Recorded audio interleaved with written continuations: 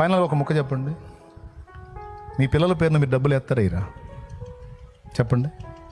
మీ దగ్గర డబ్బులు ఉంటే వాళ్ళ పేరున బ్యాంకులో వేస్తారా ఇరా?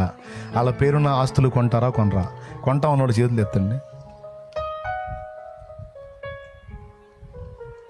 నేను కొంటానండి, నేను కొంటా. ఇప్పుడు చేతులు ఎత్తండి. నువ్వు కొంటే మేము కూడా కొంటాం. రెడీగా ఉంటారు నాకు తెలుసుగా, అవునా? అంటే ఇప్పుడు నేను సేవలో ఉన్నాను, నేను నా బిడ్డల పేరునో నా పేరునో కొనడానికి లేదు. అంతా దేవుని పేరునే కొనాలి, దేవుని పేరునే చేయాలి, అంతా చేయాలి. అది క్రమం. సరే, నేను సేవకుణ్ణి, నన్ను పక్కన పెట్టండి. మీరు సామాన్యులు, విశ్వాసులు, ఖచ్చితంగా మీరు పిల్లల పేరు మీద కొంటారు, అవునా? గుట్టుగా కాగితాలు దాచి పెడతారు, వాళ్ళు కూడా చెప్పరు. వాడి కోసం నువ్వు 10 లక్షల డబ్బులు ఉంటే 10 లక్షలు పెట్టి పొలం కొంటావు, స్థలం కొంటావు, ఇల్లు కొంటావు, వాడి పేరు మీద రాపిస్తావు. వినో, వాడు వచ్చి నీ దగ్గరికి మమ్మీ 100 రూపాయలు ఇవా అన్నాడు అనుకో, తప్పి మనం 100 తీసి ఇస్తావా? 100 క్వశ్చన్లు వాడికి. అరే 10 లక్షలు పెట్టి వాడి పేరు మీద ఇల్లు కొన్నావు, 100 రూపాయలు అడిగితే 100 క్వశ్చన్లు వేసావేంది వాడికి? ఇప్పుడు చెప్పవా?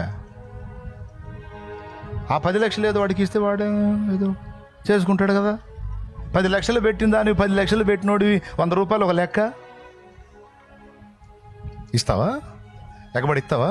100 కదరా, 10 లక్షలు పెట్టాను నీకు, 100 ఎంతగా తీసుకో, 1000 తీసుకో అంటావు నువ్వు? అంటావా? ఏంది ఏంది 100 రూపాయలు మమ్మీ ఉందా? కూర్చో. వాడు భయపడదా? రోజు నీకు ఇచ్చేదంతా 5 రూపీస్ మమ్మీ. అడిగితే ఇంకో 5 రూపీస్ అడుగు. 100 ఎందుకు? 100 ఎందుకో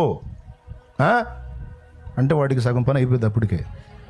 దేవుని ఇస్తూ కాదు మమ్మీ, వాళ్ళు రాళ్ళు కొడతా, చెట్లు కాస్తున్నాయండి అంటావు. వాడికి మళ్ళీ 10 ఇస్తావు, కానీ 10 లక్షలు పెట్టి వాడికి కొన్నావు.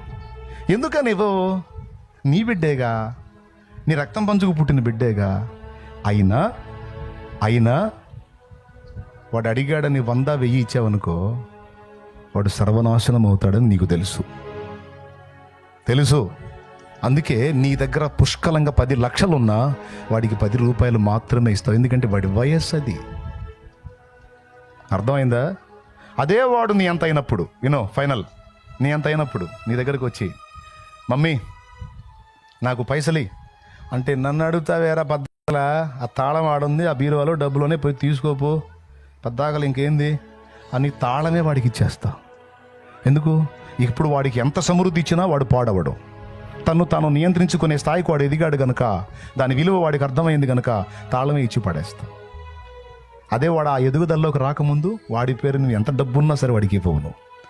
అలాగే ఈ భూమి మీద మనం ఉన్నంత వరకు నువ్వు అడిగావని అన్నీ ఇచ్చుకుంటూ పోయాడు అనుకో, పోయి ఇక్కడ అందుబాటులో చెరువు ఏదన్నా ఉందా, పోయి అందులో పడ్డట్టుంటుంది నీ బతుకు. అందుకే నీకైనా నాకైనా ఆ శ్రీమంతుడు అయినప్పటికీ పొదుపుగా ఇస్తాడు. స్తోత్రం. ఎప్పటికప్పుడు ఓ పాట పాడాలని ఉంది. దేవునికి స్తోత్రం. ఇప్పటికే 2:30 అయింది.